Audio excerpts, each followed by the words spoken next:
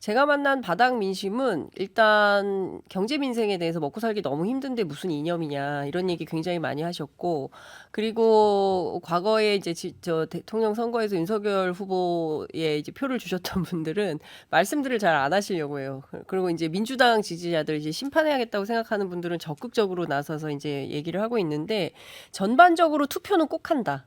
그러니까 그게 내가 누구를 찍을지는 말하지 않겠지만 투표는 꼭 한다. 이건 무슨 얘기냐면 어찌됐든 이 지금 국정 운영에 대해서 국민들이 보고 있으면서 내가 가진 소중한 한 표로 심판하겠다. 이런 여론이 상당히 높이 많이 올라와 있다. 이것은 지난 추석을 즈음해서 많은 언론사들이 여론조사를 했는데 이른바 이제 정부 지원론하고 정부 심판론 두 가지를 놓고 봤을 때 정부 심판론이 지난 여름까지는 이제 50%가 안 넘었는데 그 50%가 넘었습니다. 그래서 대체로 50%가 넘기 때문에 이건 뭐냐면 국민의 절반이 윤석열 정부 이렇게 가면 안 된다라고 판단을 하고 있는 거거든요. 그러니까 그렇기 때문에 이번 선거를 기화로 해서 국정 운영의 기조를 바꿔야 된다. 이런 말씀을 드립니다.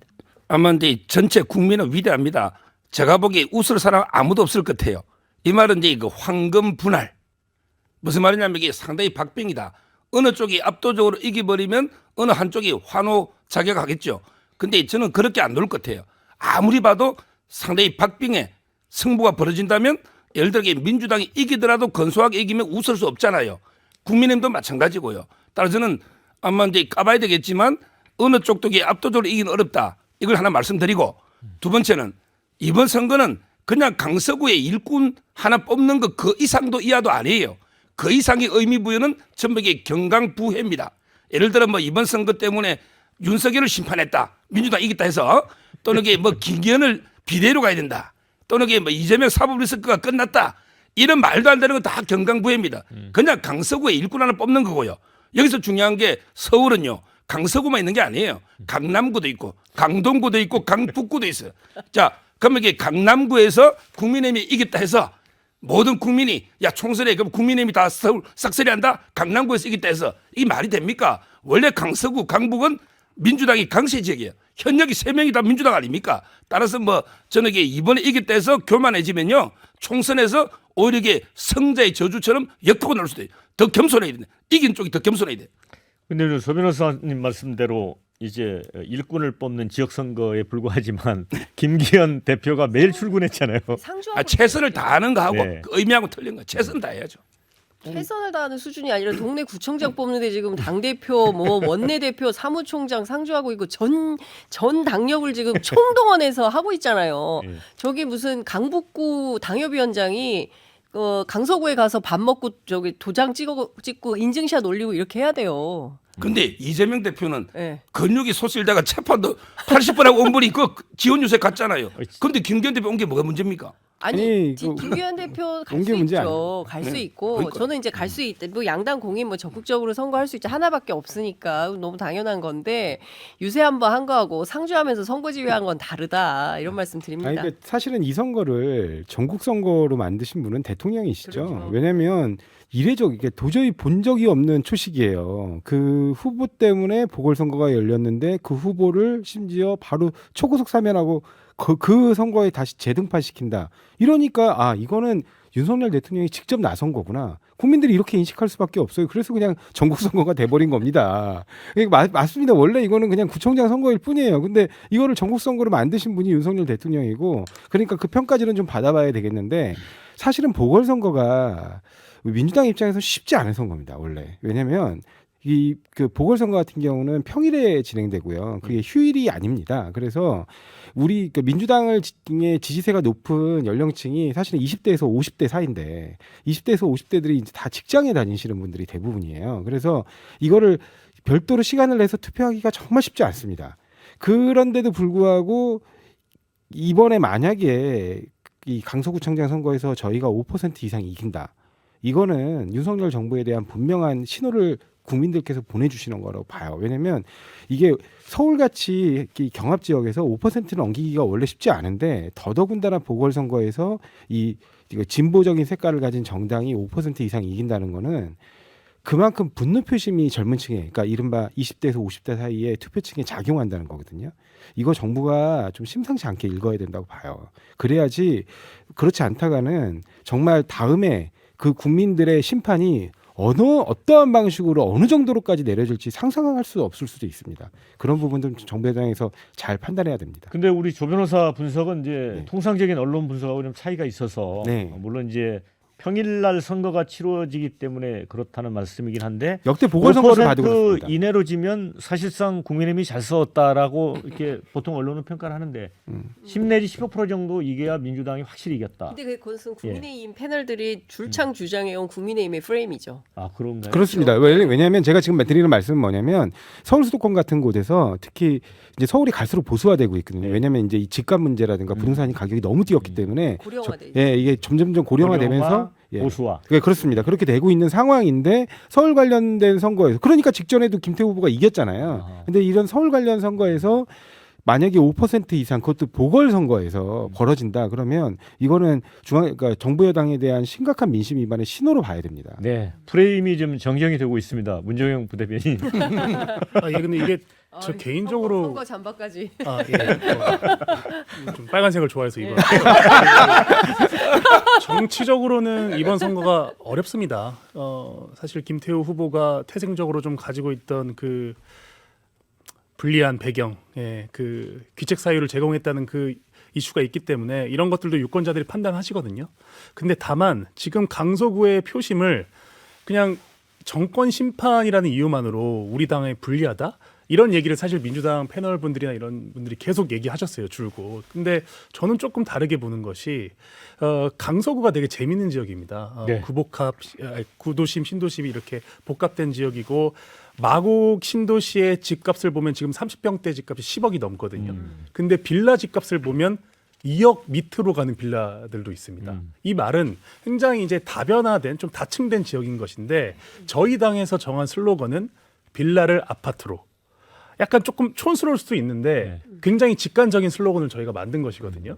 그래서 정치도 필요 없고 실리적으로 우리 당의 김태우 후보를 뽑으면 당신들의 삶이 즉각적으로 나아질 수 있다. 이런 메시지를 전달한 것이고 민주당에서는 이제 이재명 대표가 직전에 구속영장 기각이 됐기 때문에 아무래도 윤석열 정부에 대한 심판론을 계속해서 이제 좀 밀어붙인 것이죠. 그렇기 때문에 어떻게 보면 약간 궤가 다른 느낌의 후보가 저는 맞붙는다 생각을 하고 두 후보의 공통점이 뭐냐면 재개발, 재건축에 대해서는 한 목소리로 할 것이다 이렇게 얘기를 하고 있어요. 근데 이 부분에서 저는 조금 표심이 나름 갈릴 수도 있다고 보는 게 김태우 후보는 그래도 직전까지 구청장을 하면서 연속성 있게 사업을 해온 것들이 있습니다. 모아타운이나 화곡동의 주택 복합단지 이런 것들이나 그래서 만약에 김태우 후보가 강서구청장 당선이 되면 바로 오세훈 서울시장이랑 뭘 해도 할 겁니다. 근데 진교훈 후보가 구청장이 된다면 오세훈 후보가 임기 중에 한두 번 만나주기라도 할까요? 그러니까 그렇게 협량하게 정치하십니까? 아니요, 그러니까 그냥 이거 일반 시민들의 생각인 겁니다. 그러니까 이런 강서 구민들의 속내가 분명히 저는 본 투표 날 작용할 수도 있다. 저희가 유리한 선거가 아니라 어려운 판세지만 이런 실리 투표가 작용할 수도 있다고 생각합니다. 제가 그러니까 그 저는 얘기를 문정영 조금만 우리 부대변인은 네. 후보 같아요 정말 말씀하시니까. 아니 저는 근데 진짜 오세훈 서울시장께서 그렇게 협량한 정치할 거라고 전혀 생각하지 않습니다. 예. 오세훈 서울시장은 더 큰 꿈을 꾸고 있어요. 그렇죠. 그 더 큰 꿈 꾸시는 분이 당장 그 강서구청장이 민주당이라고 해서 강서구를 버린다? 저 그렇게 생각하지 않습니다. 이런 제가 게 관련해서 취재를 했는데 그 지역에서 만난 분들이 1번도 찍고 2번도 찍어봤다. 왜? 재개발 재건축 한다고 해서. 근데 여태까지 안 되더라. 고도 제한? 그럼 저한테 오히려 물어요. 시민분이. 정치인 믿으세요? 이렇게 묻는 거예요. 그래서 당장 무슨 얘기하냐면 화곡 이동에 전부 빌라촌이래요. 단독주택 가고. 네. 그런데 공영주차장 하나만 설치해달라. 여태 안 된다는 거예요. 그래서 누가 되든지 간에 됐고 공영주차장부터 좀 해줘라. 이런 민원들이 나오는 거예요. 그리고 주차딱지 왜 이렇게 자주 뛰냐. 주차딱지 좀 그만 띄워라. 이런 얘기를 하는 거예요. 수산시장에서 만난 분들은 실제로 지금 뭐 여러 가지 이슈들이 있지만 그 정치 불신이 상당히 심각하다라는 말씀을 좀 드리고 싶고요. 그리고 공허한 얘기 좀 그만해라. 되지도 않을 얘기 그만하고 동네 선거인 만큼 구청장 뽑는데 무슨 뭐 그렇게 되지도 않을 재개발 재건축 얘기하냐. 이것은 민주당도 공이 적용되는 거예요. 그래서 실제로 그 동네 보니까 전세 사기 피해자들이 너무 많아요. 화곡동에. 근데 이 전세 사기 피해자들에 대해서 구체적인 대책이나 어떻게 해결해 줄 것인지에 대해서 관해 대책이 없다. 이런 걸 요구하고 있습니다. 네, 뭐 댓글 중에 선거는 모른다, 방심해서는 안 된다 이런 댓글이 좀 와 닿습니다. 지금 저희가 분석을 하고 있지만 국민의 심판은 정말 알 수 없는 거죠. 마지막 순간에 이제 드러날 텐데. 자, 근데 댓글 중에 이런 내용이 있습니다. 김태우 본인 때문에 재선거 하는데 왜 다시 내보내는 거요? 국민을 우습게 하는 거 아닙니까? 이런 글이 있고요. 재보궐선거 40억 세금 누가 책임질 건가요? 민주당 지역인데 상식선에서 결과가 나오겠죠. 강서 험지 중에 험지입니다. 지난 선거 때는 여당 프리미엄 플러스 김태우 인지도로 뽑힌 거였습니다. 자, 아무리 능력이 좋아도 보궐선거 원인 제공자는 좀 자중했다가 다음에 나와야죠. 자, 이재명 후보는 김포공항 이재명 후보가 아닌데 이재명 대표는 김포공항 이전 백지와 입장이나 제대로 밝히시길 아마 이제 국힘 지지자인 것 같습니다. 네, 자 서정 변호사 어떻게 보세요? 먼저 이제 그 김태우 후보자가 자꾸 이게 원인 제공자를 하는데요. 지금 이제 그 유재수 감찰무마 조국은요 2심 재판 중에 있습니다. 폭로한 김태우가 폭로한 유재수 감찰 무마건은 2심 중에 있어요. 그런데 김태우는요 박정화 대법관이 퇴임하면서 연구원들이 올리자마자 3일 만에 기각시킨 거예요. 네. 통상적으로 이게 조국 장관처럼 이게 올해 재판을 끌어버리면요 보궐선거 안 합니다. 지금 이게 대법원에 저는 김명수 체제에서 왜 김태우만 빨리 기각시키냐 말이에요. 다른 재판 아직 2심 중에 있잖아요. 조국은. 네. 그게 저는 문제고요. 그리고 대부분 이게 김은경 씨나 유재수나 조국 폭로한 것 중에 대다수가 공익 신고였어요. 물론 이게 법리적으로 몇 개가 비밀 누설이라고 하는데 뭐 거기에 대해서는 이게 뭐 존중하긴 하지만 그렇지만 이게 다른 사건하고 형평은 특히 재판 끄는 거는 억울하잖아요. 그걸 말씀드리고 자 그다음에 두 번째 40억 자꾸 이야기하는데 그걸 이게 뭐 민주당이 그런 말 하면 안 되잖아요. 국민들이 비판할 수 있지만 민주당이 아니 오거돈이 박원순이 전부 이게 성추행으로 물러난 걸 그걸 이게 돈을 1,000억 이상 쓴 분이 어떻게 40억 가지고 민주당이 합니까? 국민들이 강서 구민이 비판할 수는 있지만 민주당은 그냥 이게 셧더 마우스 말아도 안 된다. 저는 그래 봅니다. 저 일단은 뭐 사실관계부터 좀 바로잡자면 그 박정화 대법관은 원래 보수 대법관으로 분류되신 분입니다. 일단 그다음에 두 번째로 지금 말씀하신 그 저 무슨 오거돈 시장 이렇게 뭐 박원순 시장 말씀하셨는데 우리가 오거돈 시장을 또 내보내지는 않았잖아요. 네, 그런 거를 지금 지적하는 겁니다. 그러니까 이게 뭐 보궐선거가 발생해서 세금이 들어가면 어쩔 수가 없는 거죠. 그런데 그걸 얘기하는 게 아니라 그 원인자를 어떻게 다시 또 공천해 주냐. 이거는 너무한 거 아니냐. 이 부분을 다시 지적해서 말씀드리는 거고. 그다음에 이번에 저는 그렇습니다. 이 지금 국민의힘에서 자꾸 이제 뭐 빌라를 아파트로 뭐 이렇게 얘기하는데 저는 이 부분에서 우리가 놓치고 있는 게 있는 거 아니냐. 왜냐면 자꾸 아파트 얘기를 해요. 근데 우리 지역구도 마찬가지입니다. 우리 지역에 지금 금천구 같은 경우만 또 보더라도 아파트 내에는 모든 인프라와 시설들이 그 사람들의 비용이겠죠, 물론. 이렇게 다 갖춰놔요. 그래서 거기에는 이른바 사우나, 목욕탕도 있고요. 뭐 그다음에 헬스클럽 같은 것들도 있고 그런 시설들이 다 완비되어 있는 반면에 이른바 빌라촌에 있는 그 지역은 이렇게 공원 하나 제대로 지금 확보가 안 돼 있어서 주거 환경이 갈수록 열악해지고 있고 지금 우리 저기 금천구의 지금 시흥동 같은 경우는 목욕탕이 이제 거기다 사라져가지고 목욕탕을 좀 만들어달 공용 목욕탕을 만들어달라는 게 이슈가 돼버렸어요 벌써. 그러니까 이렇게 지역별로 편차가 되게 심한데 이거를 아파트로 해서 니들 비용으로 알아서 다 만들어라 이렇게 그러니까 공공기관이 그렇게 얘기할 게 아니라 여기를 어떻게 하면 그래도 서민 거주지인데 돈이 없어서 아파트 개발이 안 되는 수도 있어요. 그럼 거기에 필수 생활 시설들을 어떻게 구청이나 이런 곳에서 마련해 줄 것이냐, 공원이라든가 공공 목욕탕. 이제 더 이상 목욕탕이 돈을 벌 수 없어서 없어지는 구조라면 공공 목욕탕이라도 만들어 줘야 되는 거거든요. 그러니까 이런 부분들을 고민을 해야지. 이거 다 아파트로 만들어 드릴게요. 아파트로 만들어 드려서 젠트리피케이션 나가지고 그 원주민들은 다 쫓겨나면 그러면 어떡할 겁니까? 그분들은 이제 더 이상 서울은 살지 말라는 건가요? 그러니까 그런 부분들도 아울러 고민을 해야 된다는 겁니다. 저는 그래서 빌라를 아파트로 하는 그 공약, 그 슬로건을 처음에 듣고 약간 괴이했어요. 이런 게 과연 그 공당에서 내세울 정책인가? 저는 약간 좀 낯설었습니다. 그러니까 근데 마곡의 10억짜리 아파트를 화곡 일동에 똑같이 이 빌라촌에 그 똑같이 10억짜리를 만들면 지금 1억 이하의 그 월세 혹은 뭐 이렇게 집을 뭐 자가 소유를 하더라도 2억 이하의 빌라에 살고 계신 분들은 못 들어와요. 다 쫓겨나게 되는 거예요. 그러면 말씀드린 대로 일단 다른 거 다 떠나서 주거 할 수 있는 편의시설, 공영 주차장, 공영 목욕탕 이분들이 살 수 있는 토대를 만드는 차원에서의 어떤 새로운 개발, 공영 개발 이런 거는 필요하겠지만 전부 아파트만 때려 짓는다고 해서 그것이 그분들이 환영할 일이냐 이건 아니라는 겁니다.